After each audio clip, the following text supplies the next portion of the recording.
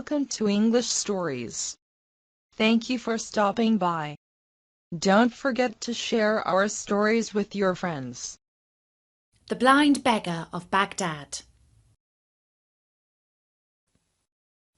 The Caliph Harun al-Rashid sat in his palace, wondering if there was anything left in the world that could possibly give him a few hours of amusement, when Ja'far, the Grand Vizier, his old and tried friend, suddenly appeared before him.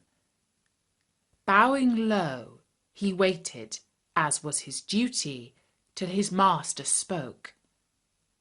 But Harun al-Rashid merely turned his head and looked at him and sank back into his former weary posture.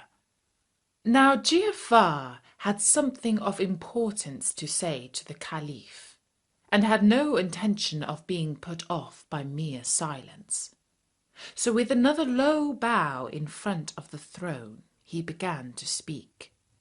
"Commander of the faithful," said he, "may I remind your Highness of your plan to observe how justice is done and order is kept throughout the city. For this is the day you have set apart to devote to this aim. Perhaps in fulfilling this duty, you may find some distraction from the melancholy to which, as I see to my sorrow, you are prey." "You are right," returned the Caliph. "I had forgotten all about it. Go and change your coat, and I will change mine." A few moments later they both re-entered the hall, disguised as foreign merchants, and passed through a secret door out into the open country. Here they turned towards the Euphrates, and crossing the river in a small boat, walked through that part of the town which lay along the further bank, without seeing anything to call for their interference. Much pleased with the peace and order of the city, the Caliph and his vizier made their way to a bridge which led straight back to the palace, and had already crossed it when they were stopped by an old blind man who begged for alms. The Caliph gave him a piece of money and was passing on, but the blind man seized his hand and held him fast.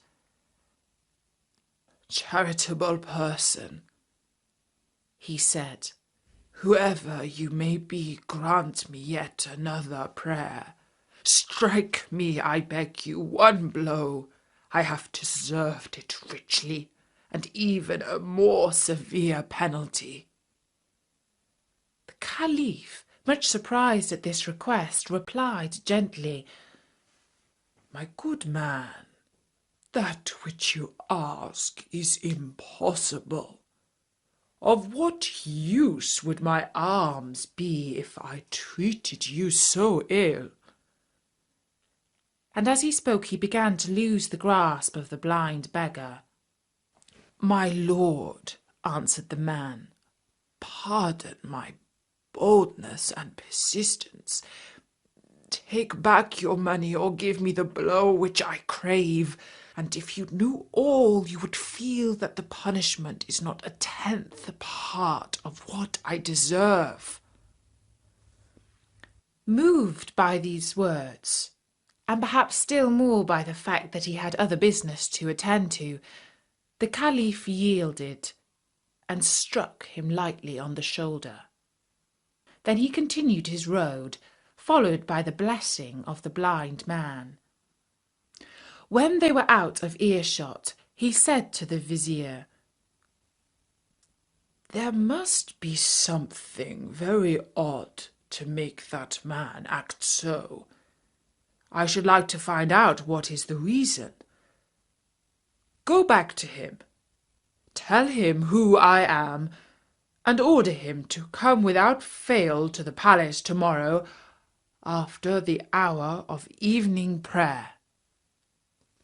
The next day, after evening prayer, the Caliph entered the hall and was followed by the vizier, bringing with him the blind man of whom we have spoken. They bowed themselves low before the throne, and then the Caliph made them rise and asked the blind man his name. "Baba Abdallah, your Highness," said he.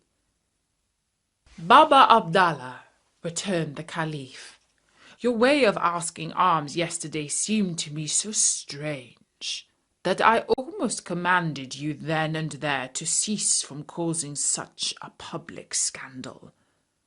But I have sent for you to inquire what was your motive in making such a curious vow. When I know the reason, I shall be able to judge whether you can be permitted to continue to practice it. For I cannot help thinking that it sets a very bad example to others. Tell me, therefore, the whole truth, and conceal nothing." "I was born, Commander of the Faithful, in Baghdad, and was left an orphan while I was a very young man, for my parents died within a few days of each other.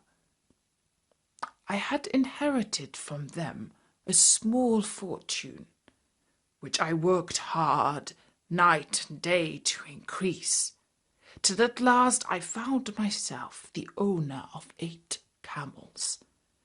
These I hired out to travelling merchants, whom I frequently accompanied on their various journeys, and always returned with large profits. One day I was coming back from Balsora, whither I had taken a supply of goods intended for India, and halted at noon in a lonely place, which promised rich pasture for my camels. I was resting in the shade under a tree, when a dervish, going on foot towards Balsora, sat down beside me, and I inquired whence he had come from and to what place he was going. We soon made friends, and after we had asked each other the usual questions, we produced the food we had shared with us and satisfied our hunger. While we were eating, the dervish happened to mention that in a spot only a little way off from where we were sitting, there was hidden a treasure so great that if my 80 camels were loaded till they could carry no more, the hiding place would seem as full as if it had never been touched. At this news, I became almost beside myself with joy and greed, and I flung my arms round the neck of the dervish, exclaiming, "Good dervish, I see plainly that the riches of this world are nothing to you. Therefore, of what use is the knowledge of this treasure to you? Alone and on foot you could carry away a mere handful. But tell me where it is, and I will load my 80 camels with it, and give you one of them as a token of my gratitude." The dervish saw quite well what was passing in my mind, but he did not show what he thought of my proposal. "My brother," he answered quietly, "you know as well as I do that you are behaving unjustly. Before I reveal to you the secret of the treasure, you must swear that after we have loaded the camels with as much as they can carry, you will give half to me and let us go our own ways.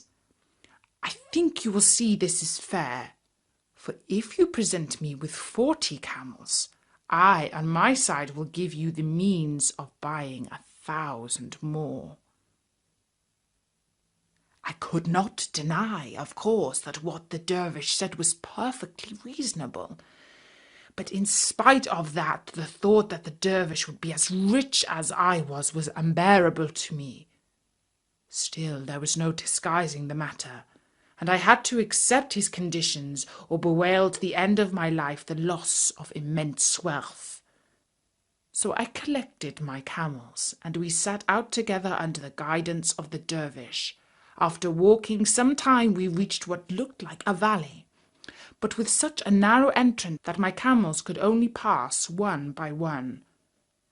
The little valley, or open space, was shut up by 2 mountains, whose sides were formed of straight cliffs which no human being could climb.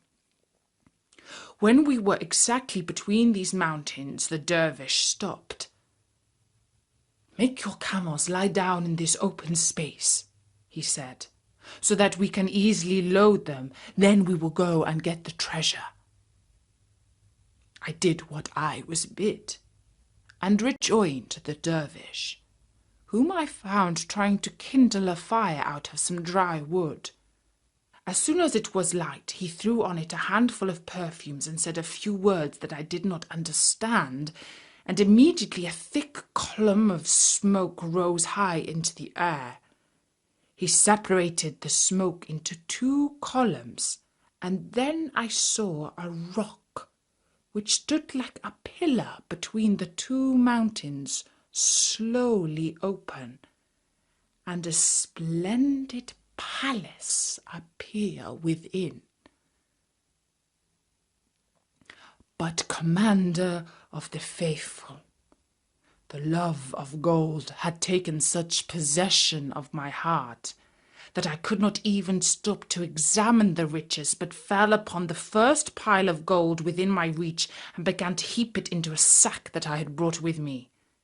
The dervish likewise set to work, but I soon noticed that he confined himself to collecting precious stones, and I felt I should be wise to follow his example. At length the camels were loaded with as much as they could carry, and nothing remained but to seal up the treasure and go our ways. Before this was done, however, the dervish went up to a great golden vase, beautifully chased, and took from it a wooden small box which he hid in the bosom of his dress, merely saying that it contained a special kind of ointment. Then he once more lit the fire, threw on the perfume, and murmured the unknown spell, and the rock closed. The next thing was to divide the camels and to load them with the treasure. The demon of envy filled my soul. "What does a dervish want with riches like that?" I said to myself. "He alone has the secret of the treasure and can always get as much as he wants." "My brother," I exclaimed, "you are a dervish by profession and live a very quiet life, only caring to do good and careless of the things of this world. You do not realize the burden that you lay upon yourself when you gather into your hands such great wealth.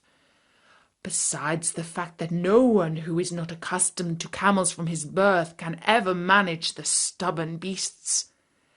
If you are wise, you will not encumber yourself with more than 30, and you will find those trouble enough." "You are right," replied the dervish, who understood me quite well. "I confess that I had not thought about it. Choose any 10 you like, and drive them before you." I selected 10 of the best camels. I had got what I wanted, but I had found the dervish so easy to deal with that I rather regretted I had not asked for 10 more. I looked back. He had only gone a few paces, and I called after him. "My brother," I said, "I am unwilling to part from you without pointing out what I think you scarcely grasp. That large experience of camel driving is necessary to anybody who intends to keep together a troop of 30. in your own interest, I feel sure you would be much happier if you entrusted 10 more of them to me, for with my practice it is all one to me if I take 2 or 100. As before, the dervish made no difficulties, and I drove off my 10 camels in triumph, only leaving him with 20 for his share.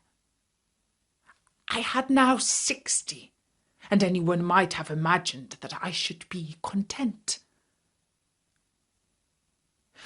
But, Commander of the Faithful, there is a proverb that says, the more one has, the more one wants. So it was with me. I could not rest as long as one solitary camel remained to the dervish.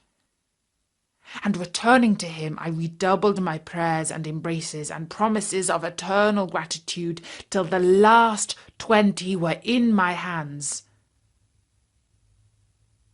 "Make a good use of them, my brother," said the holy man. "Remember, riches sometimes have wings if we keep them for ourselves, and the poor are at our gates expressly that we may help them." My eyes were so blinded by gold that I paid no heed to his wise counsel, and only looked about for something else to grasp. Suddenly I remembered the little box of ointment that the dervish had hidden, and which most likely contained a treasure more precious than all the rest. Giving him one last embrace, I observed accidentally, "What are you going to do with that little box of ointment? It seems hardly worth taking with you. You might as well let me have it." "And really, a dervish who has given up the world has no need of ointment. Oh, if only he had refused my request! But then supposing he had, I should have got possession of it by force, so great was the madness that had laid hold upon me. However, far from refusing it, the dervish at once held it out, saying gracefully, "Take it, my friend, and if there is anything else I can do to make you happy, you must let me know." Directly the box was in my hands, I wrenched off the cover. "Are you so kind?" I said. "Tell me, I pray you, what are the virtues of this ointment?" "They are most curious and interesting," replied the dervish. "If you apply a little of it to your left eye, you will behold in an instant all the treasures hidden in the bowels of the earth. But beware lest you touch your right eye with it, or your sight will be destroyed forever." His words excited my curiosity to the highest pitch. "Make trial on me, I implore you," I cried, holding out the box to the dervish. "You will know how to do it better than I. I am burning with impatience to test its charms." The dervish took the box I had extended to him, and bidding me shut my left eye, touched it gently with the ointment. When I opened it again, I saw spread out, as it were before me, treasures of every kind and without number. But as all this time I had been obliged to keep my right eye closed, which was very fatiguing, I begged the dervish to apply the ointment to that eye also. "If you will insist upon it, I will do it," answered the dervish. "But you must remember what I told you just now, that if it touches your right eye, you will become blind on the spot." Unluckily, in spite of my having proved the truth of the dervish's words in so many instances, I was firmly convinced that he was now keeping concealed from me some hidden and precious virtue of the ointment. So I turned a deaf ear to what he said. "My brother," I replied, smiling, "I see you are joking. It is not natural that the same ointment should have two such exactly opposite effects." "It is true all the same," answered the dervish, "and it would be well for you if you believed my word." But I would not believe, and dazzled by the greed of avarice, I thought that if one eye could show me riches, the other might teach me how to get possession of them. And I continued to press the dervish to anoint my right eye, but this he resolutely declined to do. "After having conferred such benefits on you," said he, "I am loath indeed to work you such evil. Think what it is to be blind, and do not force me to do what you will repent as long as you live." It was of no use. "My brother," I said firmly, "pray say no more, but do what I ask. You have most generously responded to my wishes up to this time. Dare not spoil my recollection of you for a thing of such little consequence. Let what will happen, I take it on my own head, and will never reproach you." "Since you are determined upon it," he answered with a sigh, "there is no use talking." And taking the ointment, he laid some on my right eye, which was tight shut. When I tried to open it, heavy clouds of darkness floated before me. I was as blind as you see me now. "Miserable dervish!" I shrieked. "So it is true after all! Into what a bottomless pit has my lust after gold plunged me! Ah, now that my eyes are closed, they are really opened. I know that all my sufferings are caused by myself alone. But, good brother, you who are so kind and charitable and know the secrets of such vast learning, have you nothing that will give me my sight back?" "Unhappy man," replied the dervish, "it is not my fault that this has befallen you, but it is a just punishment. The blindness of your heart has wrought the blindness of your body. Yes, I have secrets that you have seen in the short time that we have known each other, but I have none that will give you your sight back. You have proved yourself unworthy of the riches that you were given. Now they have passed unto my hands, whence they will flow into the hands of others less greedy and ungrateful as you are." The dervish said no more, and left me, speechless with shame and confusion, and so wretched that I stood rooted to the spot, while he collected the 80 camels and proceeded on his way to Balsora. And I should soon have been dead of hunger and misery if some merchants had not come along the track the following day and kindly brought me back to Baghdad. From a rich man, I had in one moment become a beggar. When the blind man had ended, the Caliph addressed him, "Baba Abdallah, truly your sin is great, but you have suffered enough. Henceforth repent in private, for I will see that enough money is given you day by day for all your wants."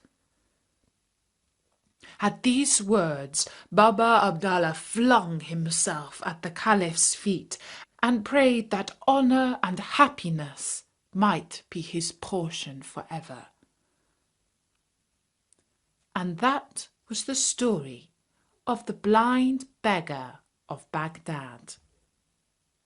I do hope you enjoyed it.